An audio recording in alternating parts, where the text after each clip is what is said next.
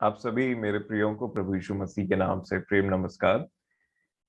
और परमेश्वर पिता का अनुग्रह और उनकी शांति अब हम सबके जीवन में बहुत आयत से होती रहे। और मैं धन्यवाद देता हूं अपने महान खुदावन बाप का कि उन्होंने एक बार फिर से हम सबको यहाँ पे इकट्ठा किया। और जैसे हमने कल एक बात बोला था कि आज हम इस जो कल की बातें हैं उसको आज कंटिन्यू करते जाएंगे। और परमेश्वर पिता ने हमारी उस बात को सुना, क्योंकि मैंने उनमें भरोसा करके बोला था। हमारी जितनी भी बात होती है परमेश्वर पिता पर भरोसा करने के द्वारा होती है। और इसलिए उन्होंने हमारी विनती को सुना, हमें भला चंगा रखा और आज का दिन फिर से हमारे जीवन में जोड़ा। और हम भले चंगे और यहाँ पे उपस्थित हैं, इसलिए हम परमेश्वर पिता के नाम का प्रभु यीशु मसीह के नाम से धन्यवाद और धन्यवाद करते हैं। आप सभी प्रियों के जीवन के लिए मैं अपने परमेश्वर का धन्यवाद देता हूं, क्योंकि ये मेरा दिली इच्छा रहती है कि परमेश्वर के वचन का आदर करने वालों और उसके वचन के लिए भूखे और प्यासे लोगों के साथ में इन बातों को शेयर करूं और उन्हें खाना खिलाऊं। जो परमेश्वर ने मुझे खाना खिलाया, उन रोटी को, उन बातों को आप तक पहुंचा सकूं। यही मेरी सेवकाई है मेरे प्रियो। और इसलिए मैं इस बात को पूरे तन मन से करता हूं, क्योंकि मुझे पता है कि अंत में इसका फल मिलेगा। और फल मनुष्यों की ओर से नहीं परंतु परमेश्वर की ओर से मिलेगा। मुझे भी और जो इन वचनों को मानते हैं, हृदय में ग्रहण करते हैं, उसके अनुसार अपना जीवन प्रभु के अनुग्रह, आत्मा और अपने विश्वास से चलते हैं, आप सभी को परमेश्वर पिता की बहुतायत की आशीषें मिले। क्योंकि हम सब पृथ्वी पर रहते हुए स्वर्गीय लोग, ये बातें बहुत लोगों के चित्त में नहीं चढ़ती है, संसारिक लोगों के। परंतु परमेश्वर ने हमें शरीर में रहते हुए स्वर्गीय बनाया, इसलिए हम परमेश्वर पिता के नाम का धन्यवाद देते हैं। आइए एक प्रार्थना करेंगे वचन में जाने से पहले। प्रेमी परमेश्वर पिताजी, बड़े आदर के साथ में हम आपसे विनती करते हैं कि दया करें इन बातों को जो आपने आज हमारे लिए रखा है। प्रेमी परमेश्वर पिताजी, उन बातों को हम ठीक ठीक समझने वाले हो सकें, और खास करके जब हम देखते हैं कि विश्राम का दिन जो आपने ठहराया है और हमारे लिए आपने रखा है, हम बड़े भय के साथ, बड़े आदर पूर्वक आपकी इन बातों को देखने समझने वाले हो सके, और बड़े विश्वास के साथ में एक एक बातों को हम बड़े ध्यान से विश्वास करके अपने हृदय में ग्रहण करके आपके अनुग्रह के द्वारा, आपके आत्मा के चलाए चलें, और ताकि हम आपके उस विश्राम में प्रवेश करने वाले हो सके जो आपने हमारे लिए, हम सब के लिए रखा हुआ है। इसीलिए अपना पूरा भरोसा आप पर रखते हुए, आप सारी बातों के लिए आपकी ओर निहारते हुए, अपने हृदयों को, अपने मनों, अपने विचारों को, सबको आपके चरणों में रखते हुए आपसे विनती करते हैं। आपने हमेशा से हमारी सहायता की है, आज भी हमारी सहायता करें खुदावन बाप। और इसी विश्वास के साथ प्रभु यीशु मसीह के नाम से हम मांगते हैं, जैसे सुने और ग्रहण करिए। आमीन। सो मेरे प्रियो, कल हम देख रहे थे कॉन्फिडेंस के बारे में, हियाव के बारे में और साहस के बारे में, जो कि एक बहुत इंपॉर्टेंट कंपोनेंट है, एक बहुत ही इंपॉर्टेंट पार्ट है जब हम मसीही जीवन में आगे बढ़ते रहते हैं तो। और वो है कॉन्फिडेंस। और हमने देखा है कॉन्फिडेंस बोलने से, जैसे साहस में हम देखते हैं, तो मैं आप सभी से निवेदन करूंगा कि उस समय को याद करें जब मैंने और आपने जीवन पाया था, और जब हमें प्रभु यीशु मसीह का सुसमाचार हमने अपने हृदय में लिया और हमने इतना विश्वास करके आनंद किया कि प्रभु के नाम से हम आजाद हैं, हमारे सारे पाप गुनाह धुल गए। वो ओरिजिनल कॉन्फिडेंस, जब हमने सबसे पहली बार ये विश्वास करके परमेश्वर के वचन में कि हाँ, अब मैं पापी नहीं परंतु अब मैं एक धर्मी व्यक्ति हो गया, एक बचाया हुआ व्यक्ति हो गया, अब मैं परमेश्वर का हो गया, अब मैं एक पवित्र व्यक्ति हो गया। क्यों? क्योंकि ये मेरे काम की वजह से नहीं परंतु विश्वास के द्वारा मेरे परमेश्वर ने प्रभु यीशु मसीह के लहू से मुझे शुद्ध और आजाद कर दिया है। और वो कॉन्फिडेंस ऐसा था कि मान लीजिए आपने सुबह वो जीवन को पाया और शाम में आपकी मृत्यु हो जाती, तो आप हंसते हंसते निकल जाते कि अब मैं इस अब मुझे परमेश्वर के पास जाने से कोई नहीं रोक सकता। लेकिन ये परमेश्वर की इच्छा हुई प्रभु में, हमारे पिता की इच्छा हुई है प्रभु में कि हम किस प्रकार से एक लंबा जीवन जिए। प्रतिदिन हमारे जीवनों में एक एक दिन वो जोड़ते हैं, इसलिए क्योंकि वो उनकी मनसा है। सबसे पहले तो हमारे लिए उनकी प्लानिंग कि मसीह की परिपूर्णता में हम बढ़ते चले जाएं, और जब हम वैसा बढ़ते चले जाते हैं तो धीरे धीरे रिस्पॉन्सिबिलिटीज आती जो पहले नहीं होती, और तब समझ में आता है कि हम अकेले नहीं दौड़ रहे हैं। कई बार दूसरों को संभालना पड़ता है, कई बार दूसरों का भार उठाना पड़ता है, और हमेशा जगत के लिए जगत की ज्योति का काम देना पड़ता है। और ऐसे करते करते एक व्यक्ति जब जीवन पाता है तो जीवन पाने का बोलने से वो बालक रहता है, और बालक के बाद वो परिपूर्णता तक पहुंचता है। और इसका उपाय परमेश्वर करते हैं, पिता इसका उपाय करते हैं, क्योंकि उनको पता है कि हम अपना उपाय अपने आप से नहीं कर सकते। यही ओरिजिनल कॉन्फिडेंस को स्टार्टिंग से लेके अंत तक रखना बहुत जरूरी है मेरे प्रियो। जब हमने ये कहीं किसी ने ऐसा बोला है कि ये मैटर नहीं करता आप स्टार्ट कैसे करते हैं, ये मैटर करता है कि आप एंड कैसे करते, खत्म कैसे होता है। क्योंकि ये बात सही है। मैं ये बात इसलिए बोल रहा हूं क्योंकि बाइबल में बहुत लोगों का स्टार्ट बहुत अच्छा रहा, लेकिन एंड ठीक नहीं रहा। बहुत सारे ऐसे एग्जाम्पल हैं, और इसीलिए परमेश्वर पिता की ये इच्छा है कि हमारा स्टार्टिंग जो इतना ग्रैंड ओपनिंग हुआ प्रभु यीशु मसीह के लहू के द्वारा, उसी प्रकार हम वो सारे कामों को बड़े भय के साथ करते हुए चले जाएं, जो मुझे और आपको हमेशा काल के लिए अपने परमेश्वर के पास पहुंचा देगा। सोचिए, इतना बड़ा प्रॉमिस है मेरे प्रियो, कैसी अनमोल बात है कि यहां से हम, मैं और आप जब इस शरीर को छोड़ेंगे, उसी को तो अंत बोलते हैं। दो तरीके का अंत है, एक या तो मेरा और आपका प्राण निकल जाएगा प्रभु के आगमन से पहले, है ना, हम इस शरीर को त्याग देंगे और फिर वेट करेंगे प्रभु के आगमन का। दूसरा, प्रभु का आगमन हो जाएगा। ये दो ही एंड है हमारे लिए। उसके बाद तो सोचने का भी नहीं है, सोचना भी नहीं चाहिए कि प्रभु आ गए और ले करके चले गए उस दुल्हन को, तो हम बच गए तो क्या होगा। ये बातें लिखी जरूर है, पर हम इसमें न ही जाएं तो बहुत बेहतर। इसीलिए ये जो कॉन्फिडेंस है, दो तरीके से, जब आपका इस प्राण, ये प्राण और आत्मा भी निकल जाए मेरे प्रियो शरीर से, वो भी समय आ जाए, तो मेरे और आपकी जीवन की गवाही होनी चाहिए कि अब हम जा रहे हैं। जैसा ज्योति आंटी एक दिन बोल रही कि मेरे को लगा अब तो मैं गई, लेकिन उनको एक हियाव था कि गई तो कहीं और नहीं गई, प्रभु के पास गई। उसी प्रकार ये कॉन्फिडेंस होना बहुत जरूरी है। ये अंदर, जिसके अंदर कॉन्फिडेंस रहता है ना, वो, मैं आपको बताना चाहता हूं, वो एक बूस्टिंग का काम करता है। आप एकदम से, आपको अंदर में ये हियाव है कि मुझे परमेश्वर ने खरीदा है, और इसीलिए उस बीच में अगर थोड़ा सा भी इधर उधर गलती हो जाता है, उसको हम तुरंत प्रभु के, हम मन फिरा लेते हैं उन बातों से, तुरंत हम पश्चाताप करते हैं। मन में अति दुख तो लगता है, लेकिन उसके बाद फिर से हम उस कॉन्फिडेंस को प्राप्त कर लेते, नहीं, मेरा विवेक प्रभु ने मुझे शुद्ध कर दिया। उसका लहू, अगर हमसे पाप हो जाता है, हम उसको मान लेते हैं और प्रभु के सामने उसको मान करके विश्वास करते हैं, तो उसका लहू हमें हमारे पापों से शुद्ध कर देता है।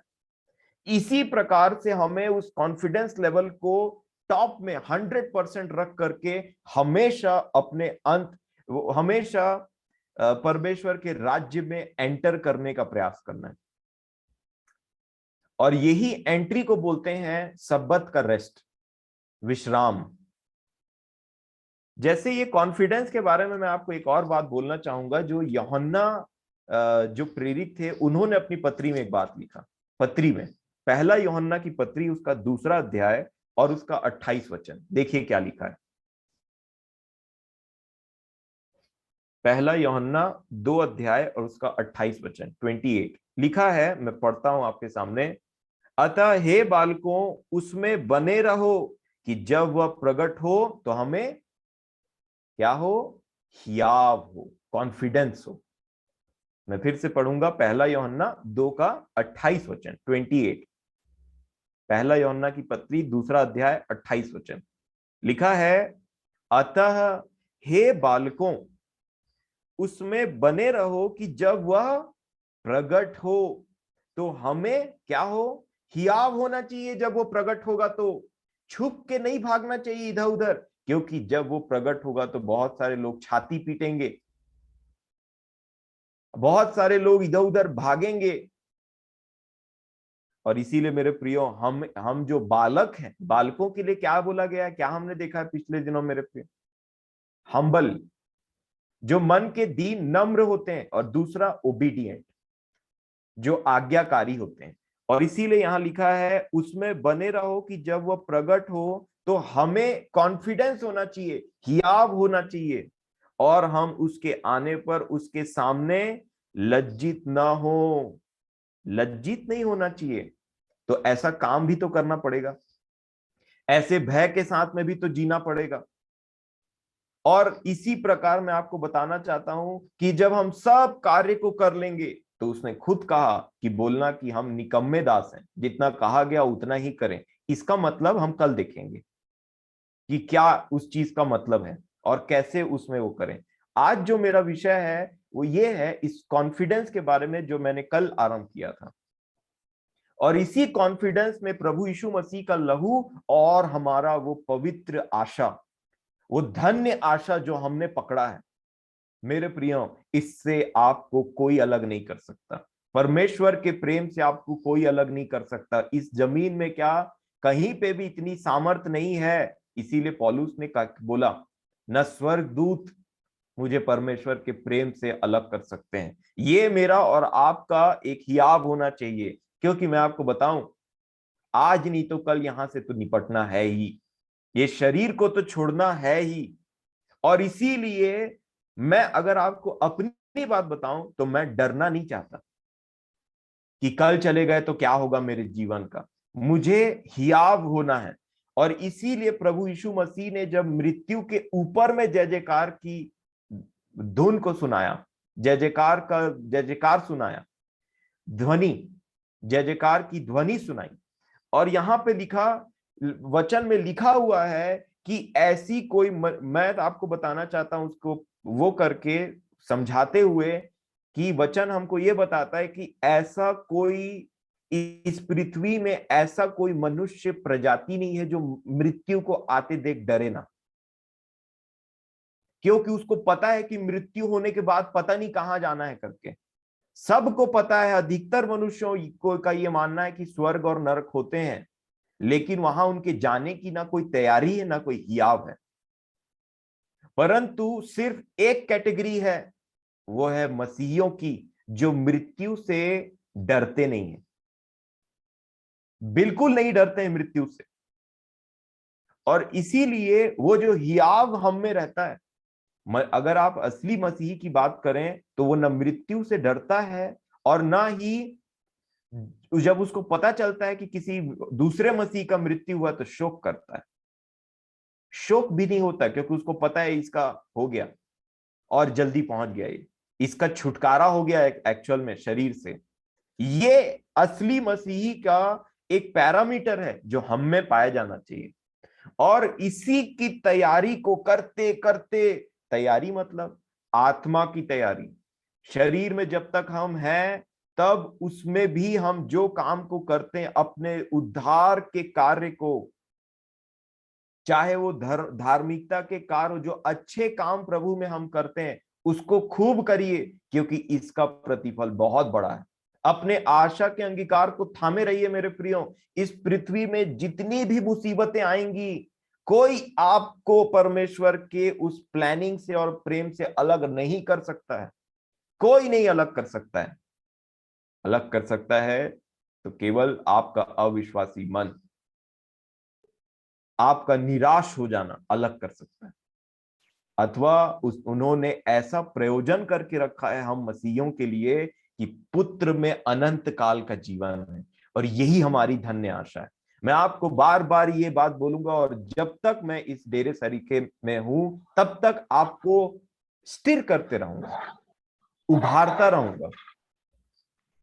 और इसीलिए मैं आपसे निवेदन करूंगा कि ये जो हमारी धन्य आशा है, चाहे दुनिया उलट पुलट हो जाए, कभी इस बात से डाइवर्ट मत होइएगा, कभी इस ओरिजिनल कॉन्फिडेंस को मत खोइएगा। मैं और आप परमेश्वर के उस रेस्ट में प्रवेश करेंगे, उसके अपने विश्वास और उस धन्य आशा के द्वारा। ये उसका प्रयोजन है, कभी भी डाइवर्ट ना हो। इसी कॉन्फिडेंस को स्टार्टिंग से लेके अंत तक हमको बना के रखने की जरूरत है, उस पवित्रता को मेंटेन करने की जरूरत है। और जब आपको पता, मान लीजिए कि एक मनुष्य की रीति पे एक बात बोलूं तो, मान लीजिए एक व्यक्ति को पता है कि उसका जो जैसे होता है ना, एक क्रेज चलता है मनुष्यों में कि विदेश घूम के आना है या विदेश में सेटल हो जाना है करके। तो मान लीजिए आपको पता चल गया है कि आपका 4 महीने के बाद में विदेश जाने का जो ट्रिप है और आपका लाइफ उधर सेट है ना, और वहां पे आपका वीजा भी हो गया है, सब चीज हो गया है, बस जाना बाकी। और वो 4 महीने का जो गैप है, आपको उसको बिना किसी क्राइम के और बिना किसी के इधर उलझने के वैसे बिताना है, एकदम आराम से। कैसे बिताएंगे? सब चीजों का ध्यान देते हुए और उस टिकट को बार बार देखते हुए, उस वीजा को बार बार देखते हुए कि हाँ, मैं जाऊंगा, मेरे कोई संसार से ज्यादा कोई मतलब नहीं है, यहाँ क्या हो रहा है क्या नहीं, मेरा तो भाई टिकट हो गया। और उस कॉन्फिडेंस में मैं और आप बने रहेंगे और पूरा फोकस वहां रहेगा। उसी प्रकार ये विदेश को बोलने से, या किसी देश का नाम को हटा दीजिए, बस उसके जगह स्वर्ग डाल दीजिए, वो भी विदेशी है, यहाँ कहीं नहीं पाया जाता। उसी प्रकार मैं और आप भी उस स्वर्गीय राज्य में प्रवेश करने के लिए पूरा हमारा माइंड सेट वहां है। कुछ भी करो, इसीलिए तो गीतकार कहता है, चाहे पानी शोर मचाए, घेर ले तूफान दुनिया को, खामोश हो और जान लो कि खुदा है वो। ये हमारा बोल्ड कॉन्फिडेंस होना चाहिए मेरे प्रियो। ये महिमा से भरा हुआ कॉन्फिडेंस है। और ये कब आता है? जब मैं और आप पाप से छूटते चले जाते हैं और उन कामों को जो प्रभु ने हमारे लिए रखा है उसको करते चले जाते हैं, विश्वास योग्य बनते चले जाते हैं। और तब मैं और आप बोल्डली कहते हैं कि मैं एक मसीही हूं, जो कि मैं स्वर्गवासी हूं और अपने प्रभु के पास जाऊंगा। और बस मेरा यहाँ का जो टेन्योर है, जो मेरा समय बाकी है, वो बस खत्म होना बाकी है। और इसीलिए मैं और आप उन चेलों के समान बोल सकते हैं, उन पौलुस के समान बोल सकते हैं कि मरना मेरे लिए लाभ है और जीना मेरे लिए मसीह है। और यही हमारा जीवन है मेरे प्रियो। ये मेंटेलिटी को रखेंगे तो आप इस पृथ्वी की कोई भी दुख तकलीफ को सह जाएंगे, क्योंकि आपको पता है कि यहां से निकलने के बाद जाना है मेरे को। मरने के टाइम आपको डर नहीं लगेगा। और थोड़ा सा भी अगर धक करे तो याद रखिए, आप पहुंचने वाले हैं, ये बस आपका एकदम से ट्रांजिशन होने वाला, आप चेंज होने वाले हैं, जो पहले कभी नहीं हुआ। और इसीलिए ये बोल्ड कॉन्फिडेंस को कंटिन्यू मेंटेन करने की जरूरत है। और इसी विषय में आज हम देखेंगे कुछ बातों को। इब्रानियों की पत्री 3 अध्याय से हमने स्टार्ट किया था, उसके 6वें वचन से। देखिए, फिर से मैं 6 को पढ़ूंगा, इब्रानियों 3 का 6। इब्रानियों की पत्री 3 अध्याय उसके 6वें वचन में ऐसा लिखा है, परंतु मसीह पुत्र के समान परमेश्वर के घर का अधिकारी है और उसका घर हम हैं। लिखा है, यदि यदि हम साहस पर और अपनी आशा के घमंड पर अंत तक दृढ़ता से स्थिर रहे, तब अंत तक। और मैंने अंत को 2 बात बताया ना, या तो हम चले जाएंगे शरीर को छोड़ के, या तो प्रभु आ जाएगा, ये हमारा अंत है। और इसी अंत तक अगर हम दृढ़ता से इस बात को थामे रहेंगे, तो मैं आपको बताना चाहता हूं, आप पर और मैं परमेश्वर के मंदिर ठहरते हैं, क्योंकि हम उन सारी बातों का बड़े महत्व बहुत ही इंपॉर्टेंस देते हैं और बहुत ही ज्यादा सिंसियरिटी के साथ में हम उस मसीही जीवन का पीछा करते हैं। सारी संसार की बातें हमारे लिए एक तरफ हो जाती है, जैसे कि आप समय निकाल करके यहाँ पे मीटिंग अटेंड करते हैं, सारी संसारिक बातों को एक तरफ करते हुए आप जानते हैं कि यहाँ वो चीज मिलता है जो सबसे ज्यादा इंपॉर्टेंट है हमारे आत्मा के लिए, हमारे जीवन के लिए। और इसी प्रकार अंत तक अगर हम चलते रहें तो मैं आपको बताना चाहता हूं कि मैं और आप उस स्वर्गीय राज्य में प्रवेश करेंगे। लेकिन यहां प्रॉब्लम क्या आता है, इतना आसान नहीं है। इसी को हमने कल देखा, इतना आसान नहीं है, लेकिन नामुमकिन भी नहीं है। ये है matter. It is very hard but it is not impossible. Impossible नहीं है। परमेश्वर से ये होगा, ना तो बल से, ना तो शक्ति से, परंतु परमेश्वर की आत्मा के द्वारा। हम विश्वासी हैं और आपका विश्वास का लेवल हमेशा 100% रहना चाहिए, हमेशा 100% रहना चाहिए। और इसीलिए यहां पे लिखा है कुछ प्रॉब्लम्स के बारे में हम देखेंगे। देखिए, ये विश्राम की बात आज की नहीं है, परंतु परमेश्वर ने इसको दृष्टांत की रीति पर उन पर जो हमसे पिछले हमसे जो पहले हैं, जैसे इजरायली लोग, उनको वादा किया गया था कि तुमको विश्राम में पहुंचाया जाएगा, बट वो विश्राम में नहीं पहुंच पाए। और वो विश्राम में नहीं पहुंच पाए, उसका बहुत सारा रीजन यहां पे दिया गया है। पहली बात तो ये है कि उनका हार्ट जो है वो कठोर हो गया था, हृदय जो है कठोर हो गया था। दूसरी बात, जो उनका हृदय है वो परमेश्वर की बातों को छोड़ के, प्रतिज्ञाओं को छोड़ करके इधर उधर खाने पीने में भटकने लग गया था, वापस मिस्र में जाने के लिए भटकने लग गया था।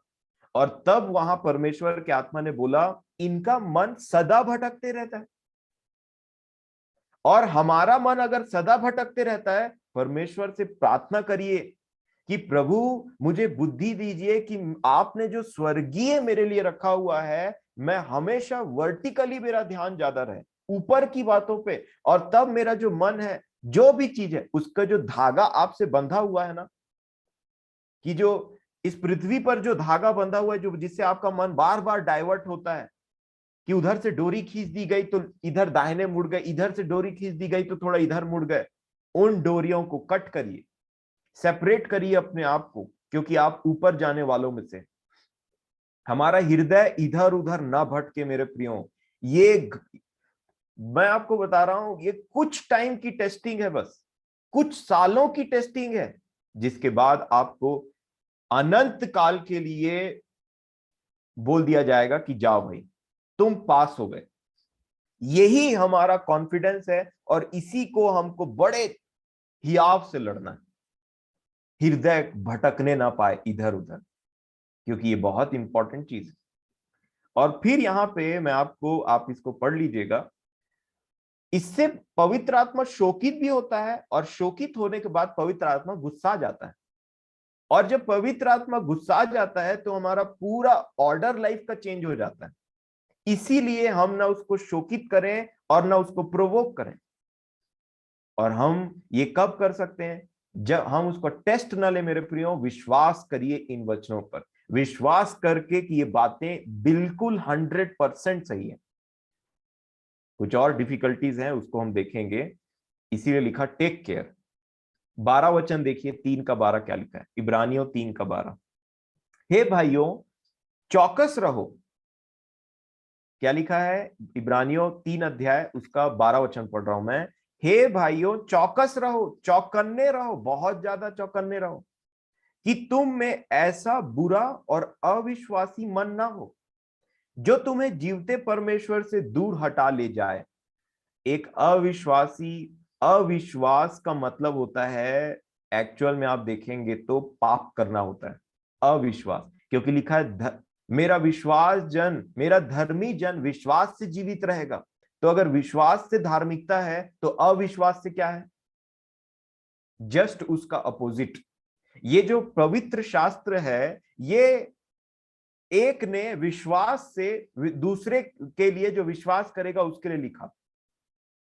परमेश्वर ने अपने आत्मा में, अपने आत्मा के द्वारा विश्वास से ये बातें हम पर प्रकट की हैं, और इसको जो लेगा वो भी विश्वास से ही लेगा। तो ये विश्वास from and to, from faith and to faith वाली बात है। इसीलिए परमेश्वर ने विश्वास के द्वारा सब चीजों को रखा है, और जो विश्वास करेगा वो इन सब बातों को पाएगा। इसीलिए इसको एक हाथ में आप रखे रहिए और मेरे साथ रोमियो की पत्री पहला अध्याय खोलिए।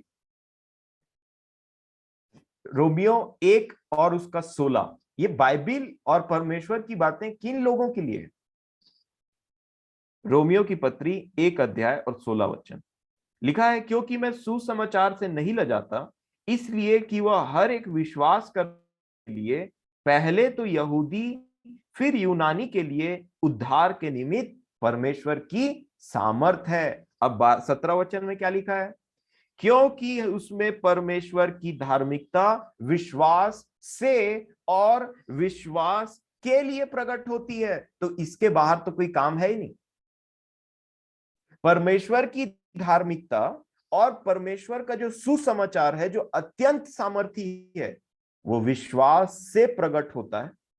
बोलने वाला मैं भी विश्वास से बात कर रहा हूं, और जो सुनने वाला वो भी विश्वास से इस चीज को ग्रहण करता है, क्योंकि ना मैंने स्वर्ग को देखा है ना आपने स्वर्ग को देखा है, परंतु विश्वास है। न मैंने यीशु को देखा है ना आपने यीशु को देखा है, परंतु विश्वास है। न मैंने पौलुस को देखा, न मैंने परमेश्वर को देखा, न मैंने इन बातों को, जब ये हो रही थी तब मैं वहां प्रेजेंट था, बट ये मेरा विश्वास है। और यही विश्वास, इसीलिए मैंने आपसे एक दिन और परमेश्वर के वचन से डिस्कस किया था कि आप और मैं वचन को किस प्रकार सुनते हैं, किस प्रकार पढ़ते हैं, किस प्रकार देखते हैं। विश्वास से है तो बहुत अच्छी बात है, नहीं है तो गड़बड़ है, बहुत गड़बड़ी वाली बात। क्योंकि 3:12 में लिखा है, ये बुरा और अविश्वासी मन बहुत खराब चीज। एक इंसान को, क्योंकि इंसानों में ये गुण होता है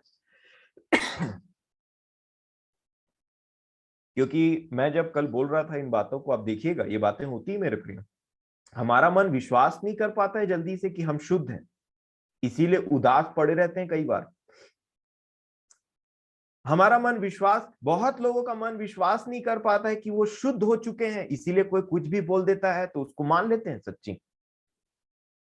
कोई कुछ भी उनको कुछ ऐसा बोल देता है कि तुम, हाँ बहुत ऐसा है, बहुत वैसा हो, पुराना जीवन पता है। कोई थोड़ा सा पुराना बात याद दिला देता है तो फिर मन थोड़ा लगता है, अरे ये बातें ठीक नहीं, ऐसा वैसा। वो बातें बीत गई, सब बातें नई हो चुकी है, इसका विश्वास करना है। इसीलिए कोई मनुष्य को बोलता है कि भाई तुमने ये अच्छा काम किया, या तुम अच्छे दिख रहे हो, ऐसा भी बोल देते हैं, तो अगला बोलता है नहीं, ऐसा नहीं, ऐसा नहीं, ऐसा बोल देता है। और कोई बोलता है, अरे क्या हो गया, ठीक नहीं दिख रहे हो, क्या हो गया, यहाँ पे कुछ हो गया है, कैसे कर, तो बहुत मन परेशान हो जाता है। कहने का मतलब अच्छी बातों पे विश्वास करना, क्योंकि ये जो है विश्वास से ही मेरा धर्मी जन जीवित रहेगा बोला। विश्वास से धार्मिकता है, प्रेम, विश्वास और आशा, ये तीनों स्थायी हैं। और हमारे जीवन में भी ये तीन चीज हमेशा स्थायी होना चाहिए, कभी भी अस्थायी ना हो। प्रेम, आशा और प्रेम, विश्वास और आशा के प्रति कभी नहीं। विश्वास से ही हमने जीवन पाया और विश्वास से ही हम जाएंगे उसके अनुग्रह से। ये हमारी बात होनी चाहिए। और कई बार जब आप विश्वास नहीं कर पाते हैं, आपका, ये मानो ऐसा है कि आपके लाइफ में एक ब्रेक डाउन आ जाता है, गाड़ी में बहुत बड़ा प्रॉब्लम आ जाता है, चलते चलते ब्रेक डाउन आ गया, पंचर हो गया गाड़ी। और ये अविश्वासी मन कोई छोटी बात नहीं है, खासकर उन लोगों के लिए जो इतने साल से परमेश्वर का वचन सुनते हैं, इतने साल से परमेश्वर को जानते हैं। हमें तो आज भी लोग बोल देते हैं, विश्वासी कैसे बात करते हैं, आप विश्वास नहीं करोगे, ऐसा बोलते हैं। तो आगे की बात क्यों बता रहे हैं? मेरा मन ऐसा बोलता है। कई बार होता है ना, उनको लगता है कि अगला विश्वास नहीं करेगा। अरे तुम विश्वासी से बात कर रहे हो परमेश्वर के लिए, परमेश्वर के उन टेस्टिमनीज के लिए, उन वचनों के लिए, तो लोग बोलते हैं भाई तुम विश्वास नहीं करोगे, मेरे साथ ऐसा हुआ। तो मत बताओ आगे की बात, क्यों आगे की बात बता करके मेरा और अपना टाइम खराब कर रहे हैं आप? मेरे को तो ऐसा लगता है, अरे मैं विश्वास ही नहीं करूंगा, ये तुमको विश्वास है, अगले को विश्वास है कि मैं विश्वास नहीं करूंगा, और उसी विश्वास से मेरे को अविश्वास की बात बता रहा है। नहीं मेरे प्रियो, मुंह से क्या निकल रहा है इस बात पर ध्यान दीजिए। आपको खुद ही विश्वास नहीं है कि अगला विश्वास करेगा, तो क्यों बात बता रहे हैं आगे? ऐसा कोई हो तो अपनी इन चाल पर ध्यान दे और कभी ऐसा बात मत बोली। हाँ, इसीलिए यहाँ पे लिखा है 12 में, इस हे भाइयों चौकस रहो कि तुम में ऐसा बुरा और अविश्वासी मन ना हो, क्योंकि ये क्या करेगा, जो तुम्हें जीवते परमेश्वर से दूर हटा ले जाए। ये दूरी को लेकर के जाएगा, जीवन से दूर लेकर के चले जाएगा, आशा से दूर लेकर के चला जाएगा। और आगे लिखा है 13 वचन में, क्या लिखा है देखिए, वरन जिस दिन तक आज का दिन कहा जाता है, क्या लिखा है 3 के 13 में, वरन जिस दिन तक आज का दिन कहा जाता है, हर दिन एक दूसरे को समझाते रहो। हर दिन एक दूसरे को समझाते रहो, ऐसा ना हो कि तुम में से कोई जन पाप के छल में आकर कठोर हो जाए। ये कठोरता ऐसे आती है, ये हृदय कठोर इस प्रकार होता है, कैसे, एक व्यक्ति पाप के छल में पड़ जाता है। और छल बोलने से बहुत इंपॉर्टेंट बात है मेरे प्रियो, कई बार हम समझ नहीं पाते हैं शैतान हमारे जीवन में किस प्रकार कार्य कर रहा है।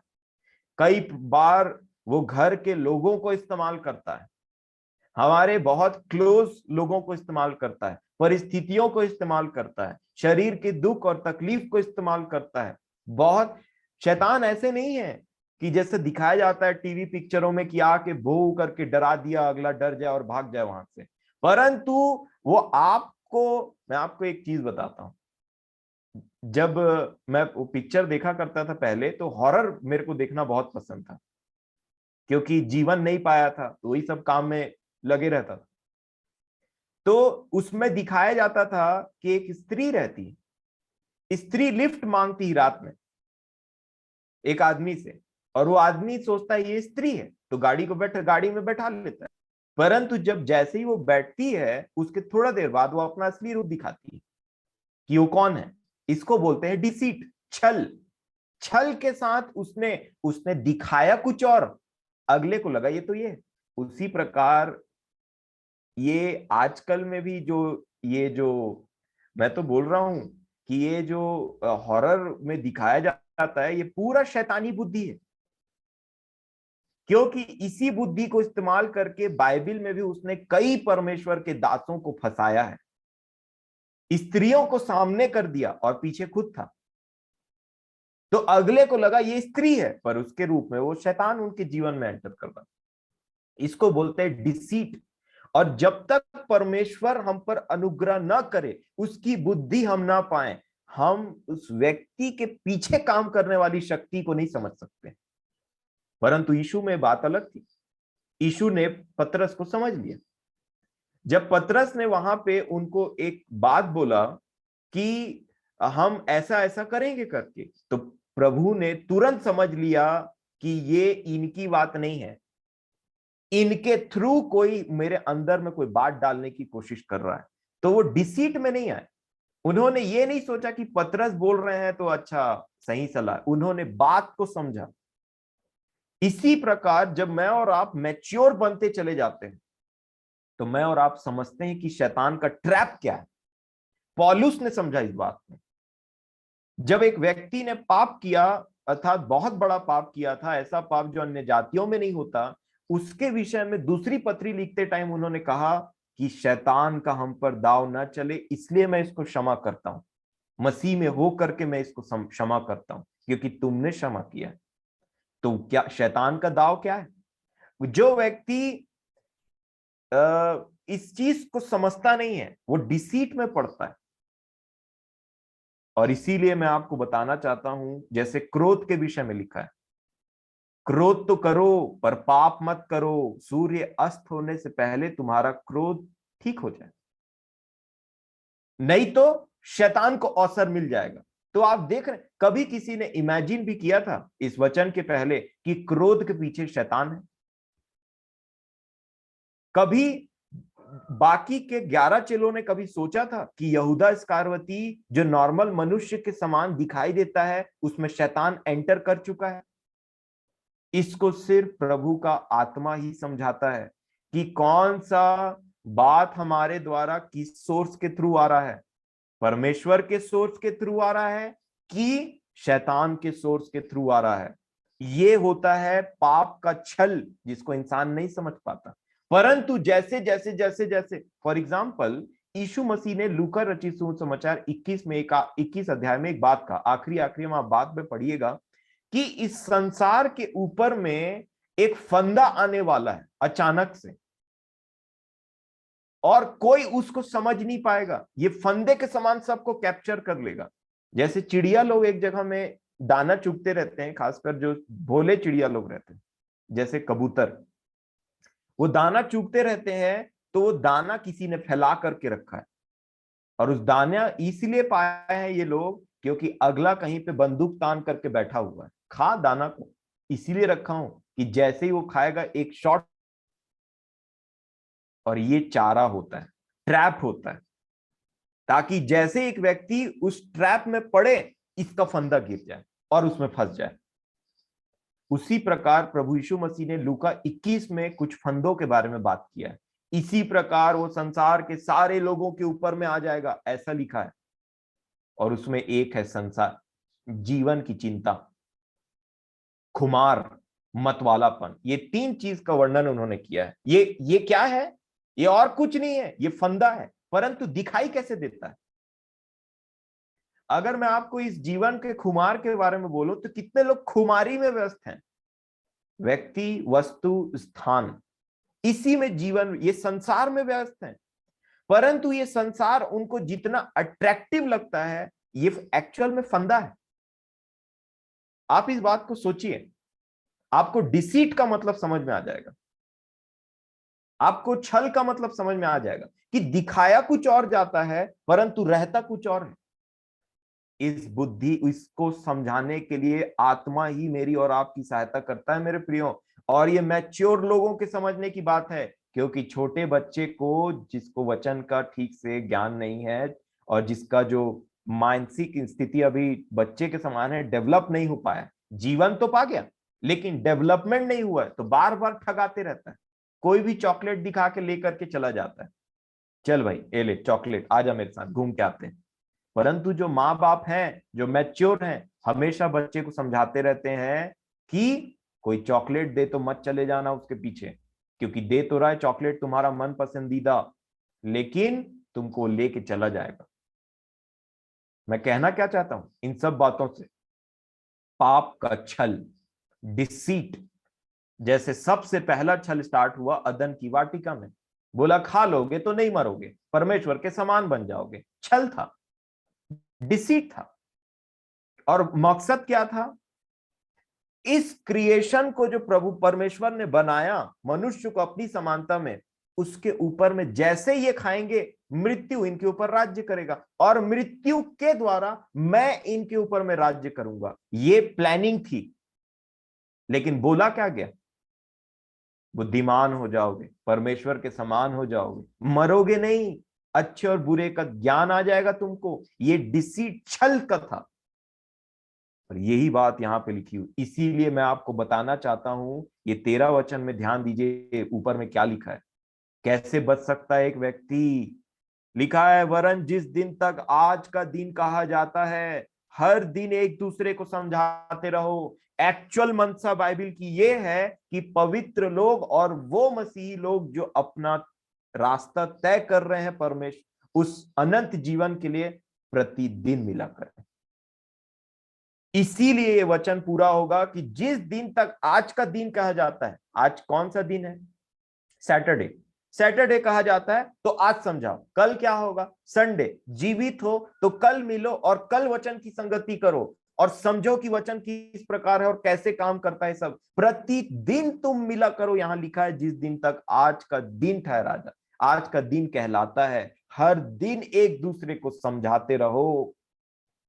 और जो व्यक्ति प्रतिदिन की संगति में लड़ भीड़ कर, मैं जानता हूं इतना आसान नहीं होता प्रतिदिन संगति में जुड़ना, खासकर महिलाओं के लिए, पुरुषों के लिए भी।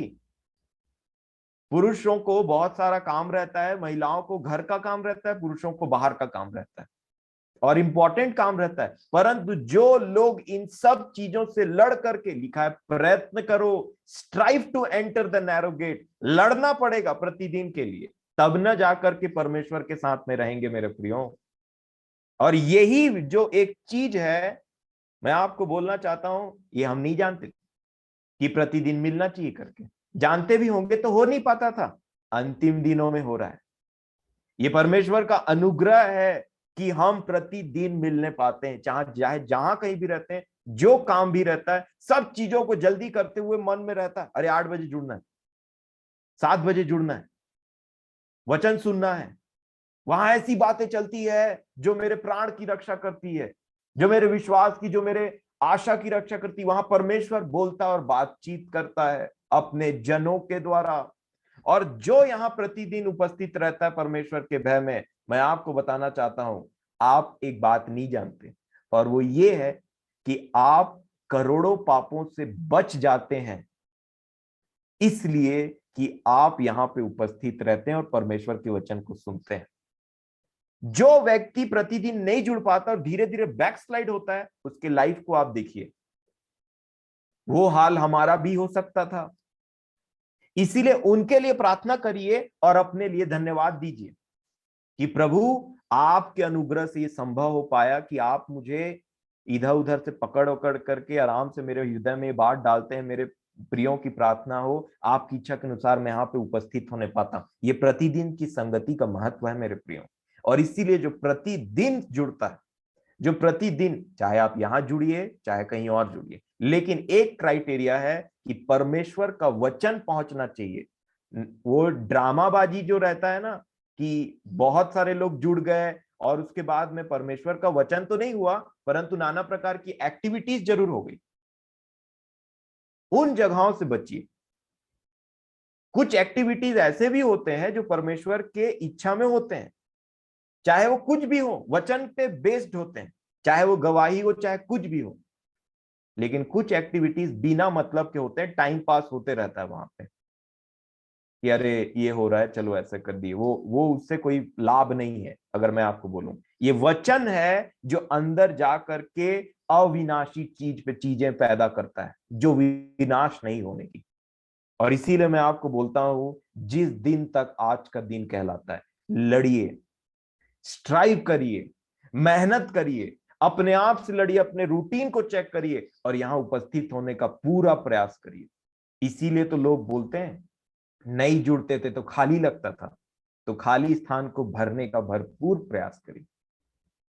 परंतु परमेश्वर के अनुग्रह का धन्यवाद करिए, परमेश्वर का धन्यवाद करिए प्रभु यीशु मसीह के नाम से कि मैं और आप प्रतिदिन जुड़ते हैं।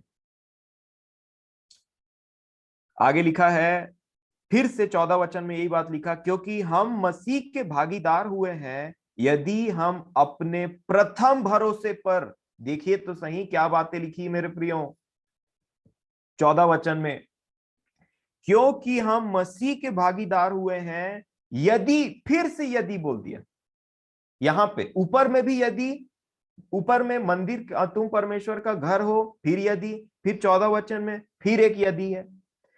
यदि हम अपने प्रथम भरोसे पर, स्टार्टिंग के भरोसे पर अंत तक दृढ़ता से स्थिर रहे, जहां से हमने स्टार्ट किया था उसको पूरा अंजाम दे, फिनिशिंग लाइन तक पहुंचे इस दौड़ की, तब हम मसीह के भागीदार हैं। ये बातें हैं, इसीलिए याद रखिए, आप जो भी परिश्रम करते हैं, जिस किसी माध्यम से आप परमेश्वर के लिए कार्य करते अपने जीवन में, उन बातों पे, उन अच्छे कार्य हो, चाहे आत्मिक कार्य हो, चाहे परमेश्वर के सुसमाचार का कार्य हो, चाहे प्रार्थना का कार्य हो, चाहे गीतों का गाने का कार्य हो, हर एक का बदला मिलेगा, हर एक भले काम का बदला मिलेगा, आपके उस मेहनत का बदला मिलेगा जो आप अपने रूटीन को मैनेज करके यहां बैठते हैं और उस अविनाशी चीज को लेते हैं अपने जीवन में। हर एक चीज का को पे बैक किया जाएगा। और यहां पे लिखा है आगे, अब कुछ और प्रॉब्लम्स हैं जो हमको रोकती हैं। लिखा है डिसओबीडियंस। 18 वचन में क्या लिखा है? लिखा है, और उसने किनसे शपथ खाई कि तुम मेरे विश्राम में प्रवेश करने ना पाओगे? शपथ खा के बोल दिया कि तुम मेरे विश्राम में प्रवेश करने ना पाओगे, रेस्ट में तुम एंटर करने नहीं पाओगे। लिखा है, क्या केवल उनसे नहीं जिन्होंने आज्ञा ना मानी, आज्ञा ना मानने वाले, डिसोबीडियंट। लिखा है 19 वचन में, अतः हम देखते हैं कि वे अविश्वास के कारण प्रवेश न कर सके। दो चीज, जब विश्वास ही नहीं है तो आज्ञा कहां से मानेंगे। इसीलिए विश्वास स्टार्टिंग होता है हमारे जीवन का, और आज्ञा पालन, ओबीडियंस। और मैं बोल चुका हूं कितने बार, आज्ञाकारिता बच्चों की निशानी होती है। जो परमेश्वर के बच्चे हैं उनमें आज्ञाकारिता का निशानी होना ही चाहिए, नहीं तो ये मुझे और आपको क्या कर देगा, वंचित करा देगा। अब आज्ञाकारिता कैसे होती है इसको मैं आपको बताऊंगा, इसमें हम थोड़ा सा देखेंगे। लेकिन उससे पहले मैं आपको ये बात बता देना चाहता हूं, ये 4:1 में क्या लिखा है। देखिए ये 4:1 में, इब्रानियों 4:1 में क्या लिखा है। इसलिए जबकि उसके विश्राम में प्रवेश करने की प्रतिज्ञा अब तक है, उसकी प्रतिज्ञा जो है, भले कुछ लोग प्रवेश नहीं करने पाए, लेकिन वो प्रतिज्ञा अभी तक बाकी है। और अगर वो चीज बाकी है, इसका मतलब मैं और आप उसमें एंटर कर सकते हैं, तभी तो ये सारा चीज चल रहा है।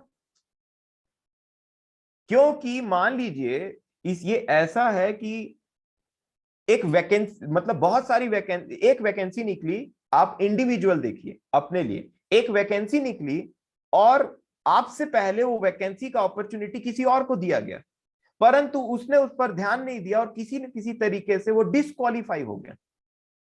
तो जिसने वैकेंसी निकाली, जिसके लिए निकाली थी, उसने तो क्वालिफाई नहीं किया।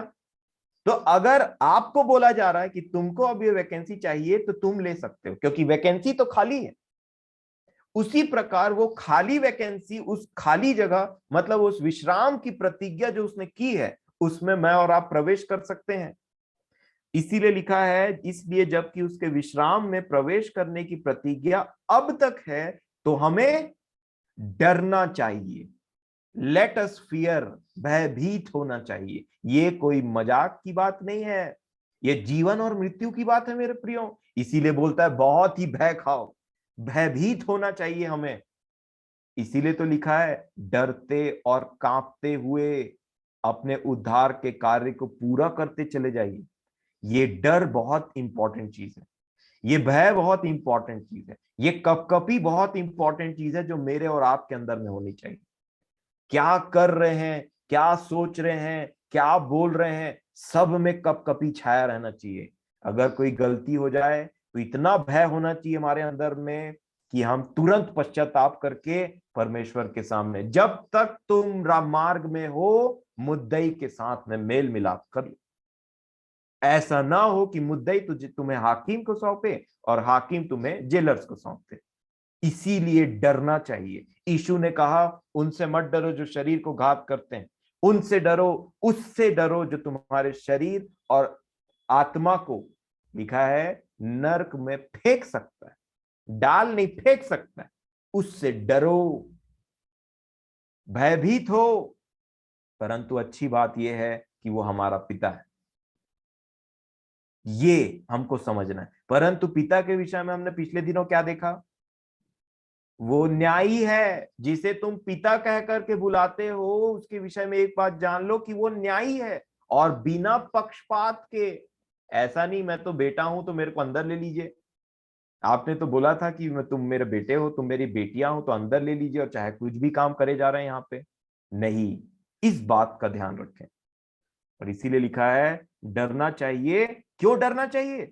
ऐसा ना हो, ऐसा तो कदापि ना हो कि तुम में से कोई जन उससे वंचित रह जाए। किससे वंचित रह जाए? उस विश्राम में प्रवेश करने के लिए। और ये मैं समझता हूं अभी के समय में हमारे लाइफ के लिए बहुत इंपॉर्टेंट टॉपिक का एक परमेश्वर पिता ने हमको ये विषय दिया, उसके विश्राम में प्रवेश करा। और इसीलिए मेरे प्रियो, यहाँ क्या लिखा है, 8 वचन को देखिए, बाकी आप जरूर पढ़िएगा। एक एक लाइन थ्रू लाइन मैं नहीं जा पाऊंगा, लेट हो जाएगा और बहुत समय हो जाएगा, इसलिए मैं कुछ मेन टॉपिक्स को बोलूंगा, मतलब मेन पॉइंट को, जिससे आप समझे। 6 वचन को देखिए क्या लिखा है। पहले।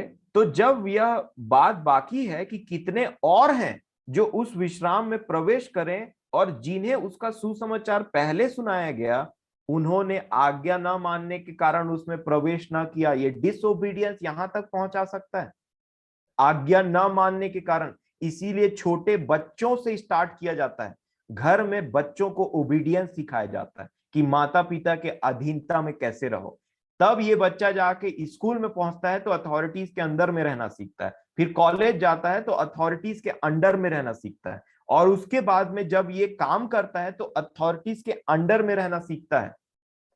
और उसी प्रकार ये व्यक्ति ये सीखता है कि अपने जो कलीसिया है ना, उनमें एल्डर्स के अंडर अथॉरिटी में कैसे रहे। अथॉरिटी में रहना बहुत इंपॉर्टेंट है, और ये ओबीडियंस को पैदा करता है, आज्ञा मानने को पैदा करता है। और इसीलिए मेरे प्रियो, कुछ लोग क्यों नहीं पहुंच पाए? क्योंकि आज्ञा नहीं मानी उन्होंने। यहां पे अब 8 में क्या लिखा है? इसीलिए बार बार ये जो 3 और 4 अध्याय में एक बात लिखी हुई है, यदि आज तुम उसका शब्द सुनो तो अपने हृदय को कठोर मत करना, विश्वास करना, इन बातों को अपने हृदय में आने देना। और लिखा है, क्योंकि यदि 8 वचन, क्योंकि यदि यहोशू ने विश्राम में प्रवेश करा लेता तो उसके बाद दूसरे दिन की चर्चा ना होती। फिर क्या लिखा है? अतः जान लो कि परमेश्वर के लोगों के लिए शब्द का विश्राम बाकी है, एक विश्राम बाकी। और उसमें कौन पहुंचेगा? 10 में क्या लिखा है? क्योंकि जिसने उसके विश्राम में प्रवेश किया है उसने भी परमेश्वर के समान अपने कामों को पूरा करके विश्राम किया है। अभी जो हमारा संसार में काम चल रहा है वो खूब काम करने का समय है। इसी को बार बार बोल रहा है कि डरते और कांपते हुए अपने उद्धार का कार्य पूरा करते रहो। उन अच्छे कामों को जो मसीह में है उनको करो, आत्मिक बातों में अच्छे बनो, सब बातों में भरपूर काम करो, यह जान करके कि एक एक काम का बदला परमेश्वर मुझे और आपको देगा। और इसलिए मैं ऐसा काम करता हूं क्योंकि मुझे पता है, नेहमिया ने एक बात बोला करते थे बार बार, मेरे इस काम को याद रखिएगा परमेश्वर, मनुष्यों से मुझे कुछ नहीं चाहिए, लेकिन मेरे इस काम को आप स्मरण रखिएगा, मेरे प्रति इस काम को आप स्मरण रखिएगा। वो कलेक्ट कर रहे थे कुछ बातों को। मेरा विश्वास है कि नेहमिया की जो भरपूर प्रयास का उनका जो सैलरी है, उनका जो प्रतिफल है, वो उनको जरूर मिलेगा। और हमें भी मिलेगा, हमें भी मिलेगा। जो रोमियो की पत्री में एक बात लिखा हुआ है कि जो अमरता की खोज में है, अमरता की खोज में और भले भले कामों को करते हैं, उनको चैन के साथ विश्राम मिलेगा मेरे प्रियो। और वही है मैं और आप, अगर हम ऐसा करते हैं तो। फिर लिखा है 11 वचन में, अतः हम उस विश्राम में प्रवेश करने का प्रयत्न करें, ऐसा ना हो कि कोई जन उनके समान आज्ञा न मानकर गिर पड़े। ये वचन ही है जो मुझे और आपको संभालता है, और इसीलिए लिखा है प्रयत्न करो। तुम अभी विश्राम में मत आ जाइए जब तक मैं और आप इस पृथ्वी पे, जब तक आप एकदम से मृत्यु के करीब ना पहुंच जाएं कि कुछ नहीं करते बन रहा है। उतना टाइम भी 4 लोग आपके आसपास में खड़े रहेंगे तो गवाही दे दीजिएगा एक तो अच्छी वाली, कि भले मैं बेड पेशेंट हो गया हूं, अब मैं जाने वाला हूं, लेकिन मैंने विश्वास की अच्छी कुश्ती लड़ी। उससे ही अगले को एनकरेजमेंट मिल जाए, ये भी कर सकते हैं आखिरी टाइम में। हाँ मेरे प्रियो, मैं आपको सच बता रहा हूं। और जब तक प्रभु ना आ जाए या हम इस पृथ्वी को छोड़ करके ना चले जाएं, विश्राम में मत आ जाइएगा, रेस्ट में मत पहुंच जाइएगा, आरामदायक जिंदगी मत खोजिए यहां पे, लग्जरियस लाइफ के पीछे में नहीं, आराम वाली जिंदगी में मत आ जाइएगा। खूब मेहनत करिए, क्योंकि एक आराम ऐसा है जब आप और मैं परमेश्वर के समान आराम करेंगे। उसने 6 दिन काम किया, परमेश्वर ने काम किया, एक एक दिन कुछ कुछ काम किया, उसका भेद तो बड़ा है। परंतु उन्होंने 6 दिन उन कामों को किया, और 7वें दिन लिखा है कि उन्होंने जो वो काम करते थे उससे विश्राम किया। उसी प्रकार मुझे और आपको भी अपने उन 6 दिनों में, जब तक हम इस पृथ्वी पर हैं, उन दिनों में, उन वर्षों में जब तक मैं और आप इस पृथ्वी पर जीवित हैं, उसमें काम करना अवश्य है। और तब जाकर के जब मैं और आप यहां पर से विश्राम करेंगे, तब लिखा है, उनके लिए ये नहीं लिखा है कि खत्म हो गए। बाइबल उन लोगों के लिए एक शब्द इस्तेमाल करती, सो गए, क्योंकि बहुत काम किया तो अभी सो रहे। और इनको लास्ट में और ज्यादा अनंत का विश्राम मिलेगा जब ये परमेश्वर के सामने में उसके विश्राम में प्रवेश करेंगे। ना वहां दुख होगा, ना वहां रोना होगा, ना वहां बीमारी होगी, ना किसी को लिवर का प्रॉब्लम, ना किडनी का, ना अल्सर का, ना माउथ अल्सर, ना हार्ट का, ना ब्रेन का, ना कैंसर का, ना कुछ। ये कोई भी चीज आपको वहां प्रवेश करने में नहीं रोक सकती। यहां पे अगर उस दशा में चले भी गए तो वहां पे ऐसे पेड़ हैं, उसकी पत्तियों से ही आदमी चंगा हो जाएगा, आंसू मिट जाएंगे। इसीलिए आंसू बहाने का कार्यक्रम चाहे प्रार्थना में हो, चाहे दूसरे व्यक्ति के लिए हो, ये सिर्फ इस पृथ्वी का है। वहां पे सब चीज नया हो जाएगा, कोई बात ऐसी नहीं रहेगी। और इन सब को करने के लिए यहां लिखा है, जब अब क्या होता है, जब वचन हमारे अंदर में छेदता, भेदता और कार्य करता है तो हमारी दशा प्रकट हो जाती है। और वो दशा जब प्रकट होती है मेरे प्रियो, तब हमको वीकनेस आता है, क्योंकि पूरा छेद भेद दिया है। ये वही बात लिखी है, किसी भी दो धारी तलवार से अधिक पैना है वचन, तो छेद भेद करके पूरा बातों को, विचारों को प्रकट कर देता है। उतना टाइम फिर हमको लगता है हम तो बहुत कमजोर हैं, हमसे ये बार बार गलती हो जाती है। और उस टाइम में भी मैं आपको बताना चाहता हूं, देखिए परमेश्वर का महान उपाय। यहां पे देखिए 14 वचन में क्या लिखा है। ये वचन आप जानते हैं, इसलिए मैं इसको नहीं पढ़ा। ये 11 मतलब 12 और 13 को है ना, वह परमेश्वर का वचन किसी भी दो धारी तलवार से ज्यादा तेज है, जो गांठ गांठ, गुदे गुदे को छेद देता और विचारों को प्रकट कर देता है। जब वो प्रगटीकरण होता है तो 14 वचन में क्या होता है, क्योंकि हम इस जीवन का पीछा कर रहे हैं, तो लिखा है, इसलिए जब हमारा ऐसा बड़ा महायाजक है जो स्वर्गों से होकर गया है, अर्थात परमेश्वर का पुत्र यीशु, तो आओ हम अपने अंगीकार को दृढ़ता से थामे रहें। ये दृढ़ता, हमारी दृढ़ता, दृढ़ता यीशु में, जो परमेश्वर के घर का अधिकारी है, पुत्र है, महायाजक है। और इसका स्वभाव कैसा है, देखिए क्या लिखा है, क्योंकि हमारा ऐसा महायाजक नहीं। एली कौन थे? एली कौन थे? अरे टाइम ज्यादा इतना जल्दी कैसे हो गया। एली कौन थे? महायाजक। हन्ना जब प्रार्थना कर रही थी तो वो महायाजक समझ पाए थे कि क्या बात बोल रही। हन्ना जब प्रार्थना कर रही थी तो वो महायाजक ने बोला, वो उन्होंने सोचा ये तो बड़बड़ बड़बड़ हो रहा है, ये तो पीली ही लग रहा है, इसने तो नशा कर लिया लग रहा है। वो उसका होंठ हिलता था, आवाज नहीं निकलता था। ये तो मनुष्य वाला महायाजक है। परंतु हमारा महायाजक कैसा है पता है? आत्मिक रीति पर जो परमेश्वर का पुत्र है, आपके हृदय से, आपके अंदर से एक आह निकलेगी तो समझ जाएगा।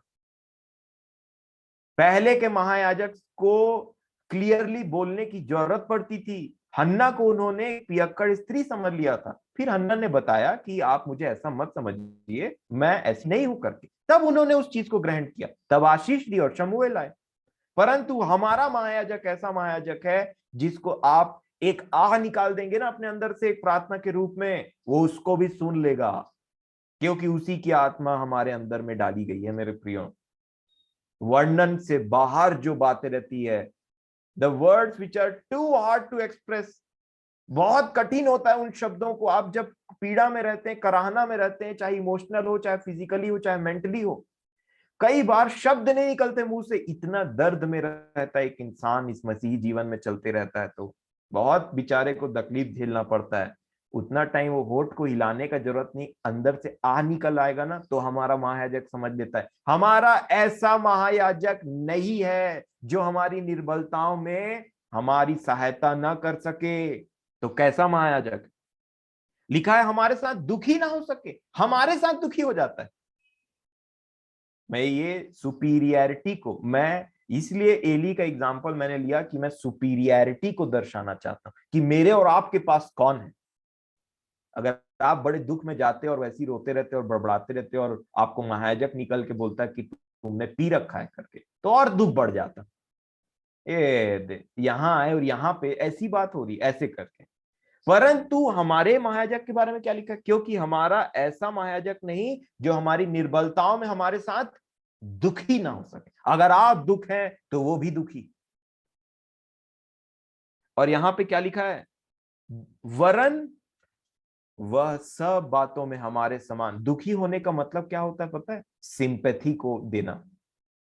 जब आप दुखी होते हैं तब आपको वो केयर की जरूरत रहती है, डांट की जरूरत नहीं रहती, केयर की। इसीलिए उसने पुराने समय में ये कहा कि जैसे माता संभालती करके गीत था ना, माता तुम्हें भूल सकती है परंतु मैं तुम्हें नहीं। उसका प्रेम माता से भी बढ़कर वो सिंपैथी देने के लिए आता है हमारा महायाजक।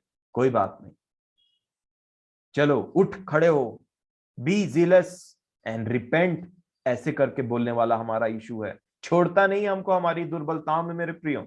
और इसीलिए क्या लिखा है? हमारे समान सब बातों में परखा गया। ही वॉज परफेक्ट, एक भी पाप नहीं था। और पाप रहित दशा में हम जो कमजोर महसूस करते हैं ना, वो नीचे आकर के हमारी सहायता करता है, क्योंकि उसको पता है कि कैसा लगता है। कैसे लगता है जब आपके साथ बुरा व्यवहार होता है, उसको पता है। कैसे लगता है जब आपने जैसा किया नहीं वैसा आपको मिलता है, उसको पता है।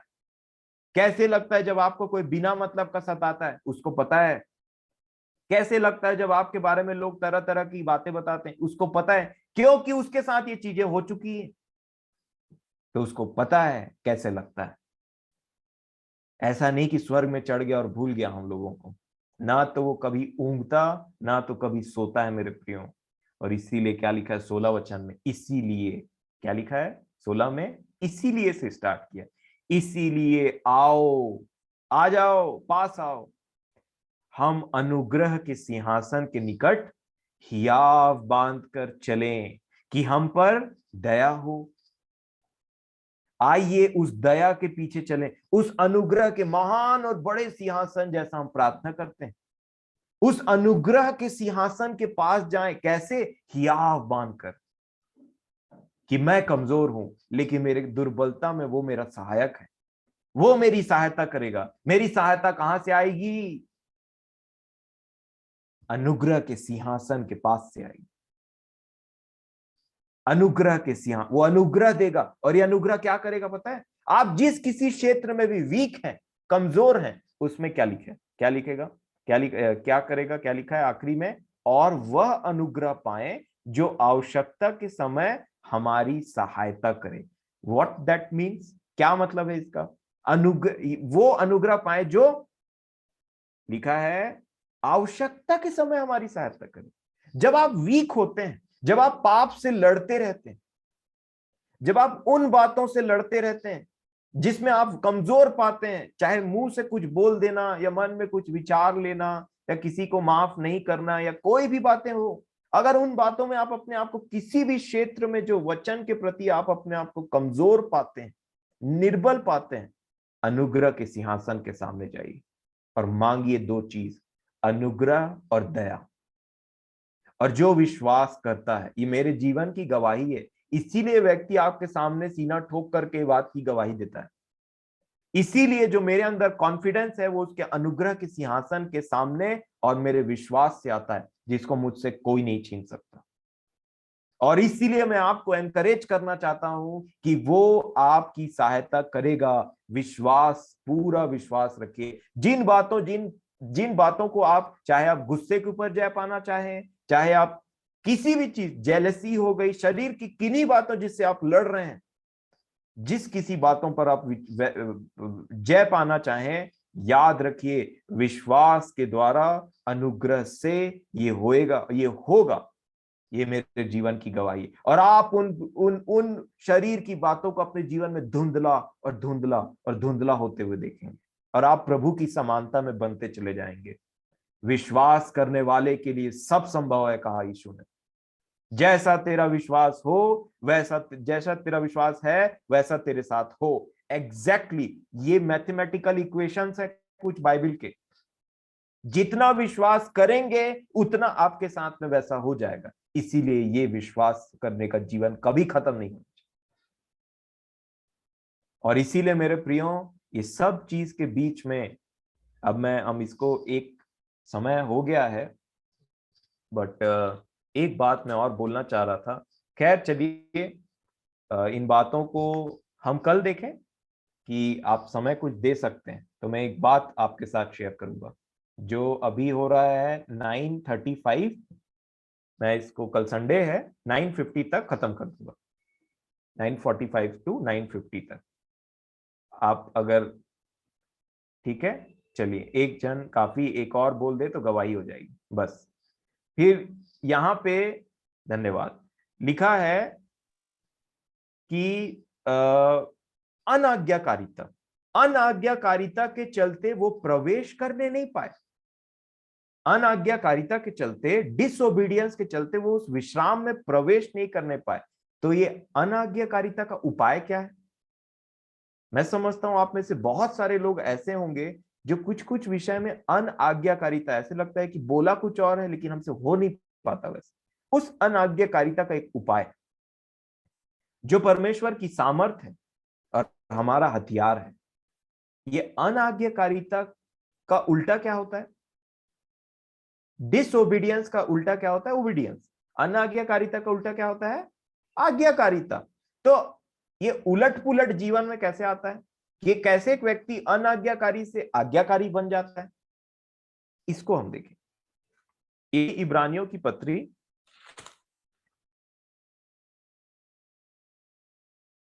उसका 12 अध्याय, इब्रानियों की पत्री उसका 12 अध्याय, देखिए क्या लिखा है। इब्रानियों की पत्री उसके 12 अध्याय में, मैं आपको इससे पहले एक बात बोलना चाहूंगा। जिस प्रकार हमने अपना एक बार मन स्वर्गीय चीजों पे लगा दिया कि अब हमें स्वर्ग, उस चीज को चाहिए ही चाहिए, चाहे कुछ हो जाए इस जीवन में। मैं जब यहां से जाऊंगा तो मुझे परमेश्वर के साथ जीवन व्यतीत करना ही करना है।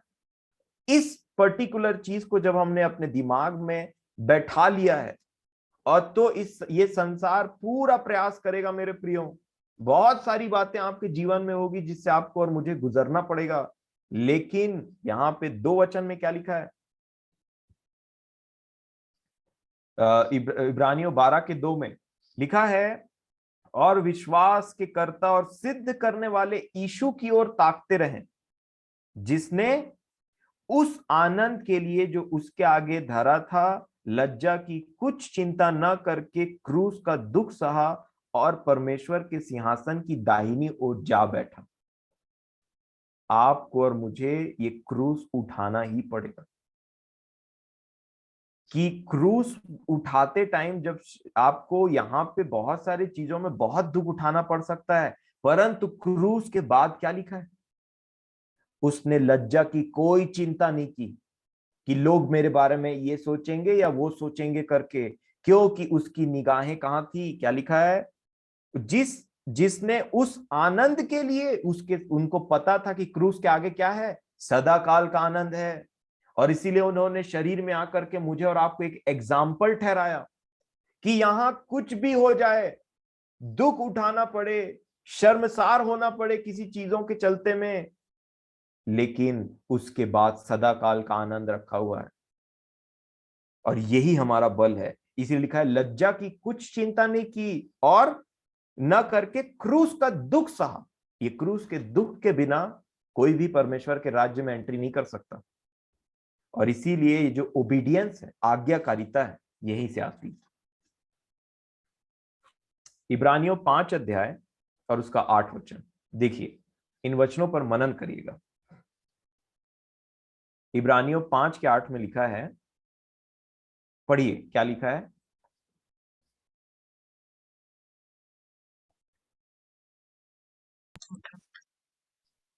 पुत्र होने पर भी उसने दुख उठा उठाकर आज्ञा माननी सीखी।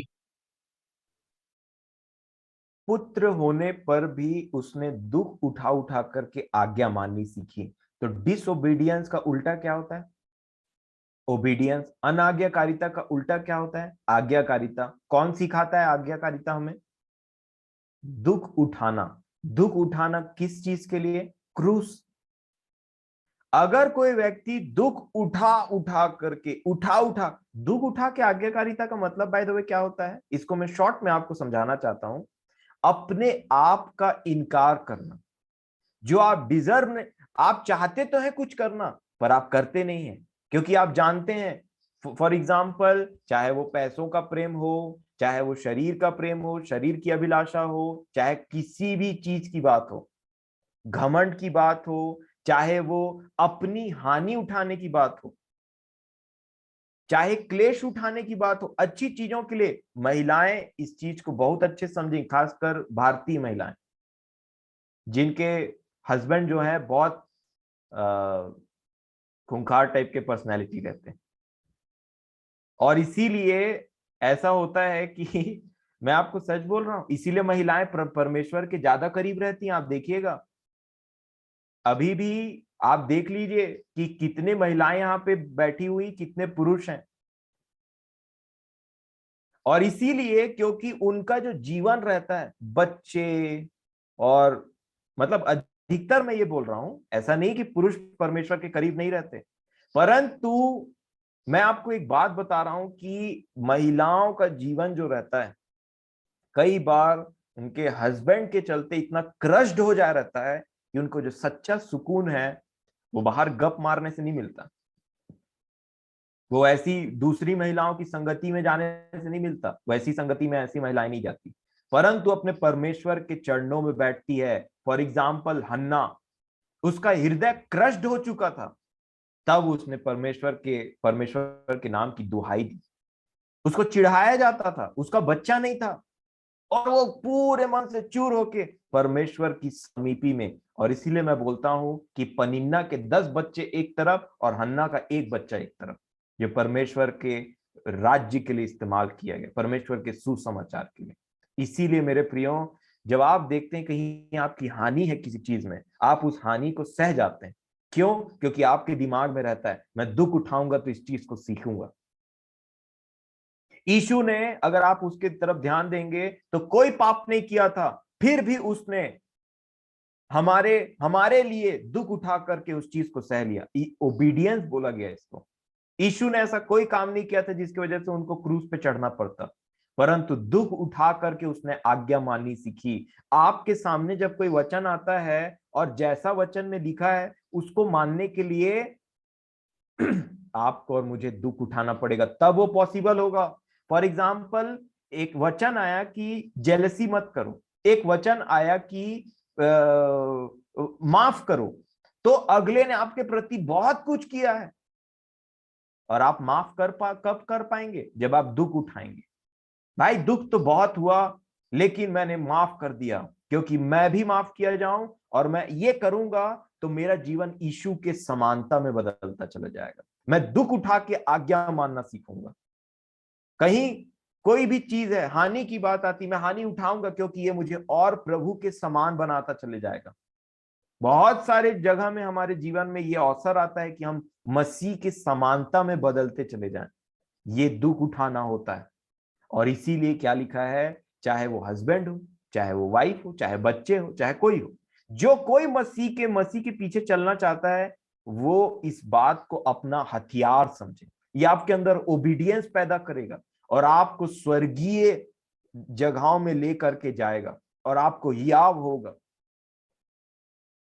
और इसीलिए मैं बोलता हूं मेरे प्रियो, दुख उठाइए कि आज्ञा मानिए। यहाँ पे ऐसी ऐसी आज्ञा लिखी हुई है, लिखा है उधार देने के बाद में वापस पाने की इच्छा मत करो। तो बार बार मन जाएगा, अरे मांग लेता, देखो इसके पास है फिर भी नहीं दे रहा है, अभी बोनस पाया अब मांग लेता हूं। परमेश्वर का वचन बोलेगा नहीं। परमेश्वर आपके अंदर में इन बातों को, कुछ बातों को डालता है। उससे क्या होगा, बस दो, वहां पे एक आपको डिसीजन लेना है। पहला डिसीजन, अपनी बुद्धि का इस्तेमाल करिए, और जब आपका मन बोलता है वो करिए, और फिर परेशानी में पड़ जाइए। दूसरा, जो परमेश्वर का आत्मा आपको कुछ बोलता है, जो मनुष्यों की रीति से समझ नहीं आता, अगर आप उनको मनुष्यों को बोलेंगे तो मनुष्य बोलेगा, अरे ये ऐसा काम मत करो, तुम आसानी से, तुम्हारे साथ ऐसा हो सकता है, ये हो सकता है, ये व्यवस्था है, ये तुम ऐसा करोगे तो तुमको वो मिल जाएगा। परंतु जब परमेश्वर ने आपके मन में डाला, वो आप देखिए, वो मसीह की बातें हैं जो संसार को समझ में नहीं आएंगी। परंतु आप दुख उठाते रहेंगे। कभी कभी फाइट हो जाता है, बहुत हाई लेवल का फाइट हो जाता है हस्बैंड वाइफ के बीच में। बहुत सारे लोग एडवाइस देते हैं, छोड़ दो, अपनी बेटियों को बोल देते छोड़ के वापस आ जाओ। परंतु बहुत कम है जो बोलते हैं दुख उठाओ। दुख उठाओ, और परमेश्वर की इच्छा यही है कि तुम अपने पति के जीवन में गवाही का कारण बनो, आखिरी दम तक नहीं छोड़ना। तो कैसा लगता है, अरे वो ऐसा है, ये वैसा है, ये ऐसा करता है, वो वैसा करता है। परंतु परमेश्वर का वचन आपको समझाता है हृदय में, अंदर में, यही जीवन है, यही तुम्हारे लिए मसीह का जीवन है, दुख उठाने का जीवन। और एक व्यक्ति उसमें दुख उठाते उठाते उठाते उठाते पृथ्वी से चला जाता है। जैसे ही वो आंख खोलता है, परमेश्वर उसका आदर करने के लिए रेडी रहते हैं। यही दुख उठाने आपके अंदर ओबीडियंस पैदा करेगा। आप जी के देख लीजिए दोनों टाइप का जीवन, एक दुख उठा करके आज्ञा मानने का जीवन, और एक बिना दुख उठाए ऐसे ही चलते। आप कभी आज्ञा नहीं मान पाएंगे बिना दुख उठाए, क्योंकि क्रूस के बिना ये इम्पॉसिबल। इसीलिए एक एक माइंडसेट के बारे में मैं बताना चाह रहा था, इसीलिए मैंने समय लिया। और एक आखिरी वचन को पढ़ूंगा और फिर खत्म करेंगे, 4 मिनट अभी बाकी दिखा रहे। पत्रस, पहला पत्रस की पत्री, उसका 4 अध्याय और 1 वचन देखिए। ये बहुत ही आप आशीषित होंगे। और ये अगर किसी व्यक्ति ने अपना माइंड सेट हमेशा काल के लिए बना लिया इस पृथ्वी पे, तो मैं बोलना चाहता हूं उसके अंदर मसीह की, जो बोलते हैं ना, हम में यीशु की शोभा, में मसीह की शोभा उसमें हमेशा दिखाई देगी मेरे प्रियो। पहला पत्रस 4 का 1 को खूब मनन करिएगा। क्या लिखा है, क्या कहा पत्रस ने पहला पत्रस 4 के 1 में?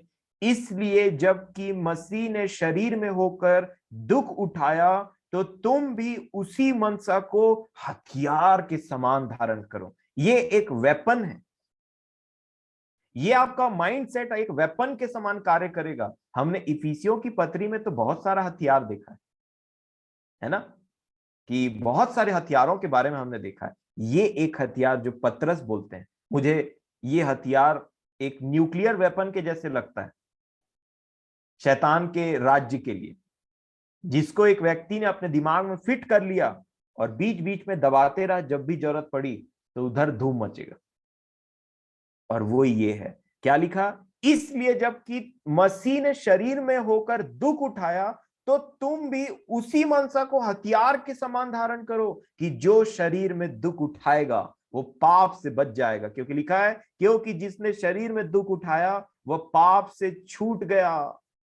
और इससे क्या होगा पता है? ताकि भविष्य में आपका भविष्य संवर जाएगा, ताकि भविष्य में अपना शेष शारीरिक जीवन मनुष्यों की अभिलाषाओं के अनुसार नहीं, वरन परमेश्वर की इच्छा के अनुसार व्यतीत करें। कहीं घूमने जाने का मन कर रहा है, पर मीटिंग है, दुख उठाइए, वहां यहां वापस आ जाइए। कहीं कुछ कपड़ा पहनने की इच्छा हो रही है जो परमेश्वर की इच्छा के अनुसार नहीं है, और बाकी लोग अच्छे से पहन लेते हैं, दुख उठाइए, वापस आ जाइए यहाँ पे। कुछ और ऐसे करने की इच्छा हो रही जो संसार करता है और परमेश्वर का वचन नहीं करने के लिए बोल रहा है, आपके आत्मा के अंदर में बहुत साफ तरीके से उसने बताया है ये तेरे लिए अच्छा नहीं है। लेकिन मनुष्य कई बार सोचते रहता है, क्या बाइबल में ऐसा लिखा है क्या कहीं कि मोबाइल नहीं चलाना चाहिए 5 घंटे तक, 10 घंटे तक? वो आत्मा तुम्हारे अंदर में वो बातों को प्रकट कर रहा है, पर इंसान की जब करने की इच्छा होती तो क्या बोलता है, क्या लिखा है क्या कहीं? अगर नहीं लिखा होगा तो मैं करूंगा। परमेश्वर जो अंदर में इच्छा डाल रहा है उसको सुनना सीखिए, आत्मा की बातों को सुनना सीखिए। वो क्या बोलता है, आप आत्मिक बनेंगे, उसके आवाज को क्लियरली सुनने वाले बनेंगे। और अगर आप अपनी इच्छा पूरी करना चाहेंगे तो वो आपको छोड़ देगा। बालाम बिलाम का था ना, बार बार पूछ रहा था, ऐसा करूं क्या, बार बार जा कर ले, ऐसा हो गया, ऐसा ना हो। इसीलिए लिखा है, हम में से कोई उसके समान ना बने। मेरे प्रियो, दुख उठाने को समझिए, इस मनसा को हथियार बनाइए। जब आपके ऊपर कोई दुख आता है जिसको आप डिजर्व नहीं करते ना, ये आपका हथियार है, यही आपको पहुंचाएगा। मेरी बात याद रखिएगा, ये स्वर्गीय बातों का पिटारा मैं आपके सामने खोल रहा हूं वचन से। यह आपको मसीही बनाएगा, यह आपको ओबीडियंट बनाएगा, और आप अपने जीवन में भरपूर आशीषों को प्राप्त करेंगे। क्या पता कल हो ना हो, कितने लोग कल देख पाए ना देख पाए, तो परमेश्वर का धन्यवाद हो। न जाने हमारे जीवन में कितने दिन बाकी हैं, और यहां से जब चले गए तो क्या होगा, क्या बचेगा? कुछ नहीं बचेगा। मसीही जीवन में किए हुए कार्य बचे, उनके कार्य उनके साथ हो लिए। तो परमेश्वर पिता मेरी और आपकी सहायता करे, इस इन बातों पर मनन करिए, ध्यान दीजिए। और इस खास कर ये पहला पत्रस 4:1 में और जो इब्रानियों की पत्री से हमने जो पढ़ा है, उस पर मनन करिए मेरे प्रियो, आप आशीषित होंगे। आपने जितनों ने दूसरा शमूएल 12 अध्याय पर मनन किया है, वो यूं ही नहीं जाएगा, कल हम उन बातों को देखेंगे। परमेश्वर पिता का धन्यवाद हो। अगर आपको समय मिलता है तो नेहमिया की पुस्तक 6वें अध्याय को ध्यान से पढ़िएगा, जैसे मैंने पिछले दिनों में भी बोला और आज भी एक बार आपको बोल रहा हूँ, नेहमिया 6 को अच्छे से पढ़िएगा। और कल हम इस बात को कंक्लूड करेंगे जो हमने स्टार्ट किया, कॉन्फिडेंस वाली बात, कि आगे तक इसको पूरा कंप्लीटनेस तक लेकर के जाए। तो प्रभु हमारी सहायता करें इन बातों के लिए और समय के लिए। और आपका जी, इतना टाइम तक वेट करने के लिए और वचन का आदर करने के लिए मैं आपका धन्यवाद देता हूँ। परमेश्वर पिता का आपके जीवन के लिए धन्यवाद करता हूँ।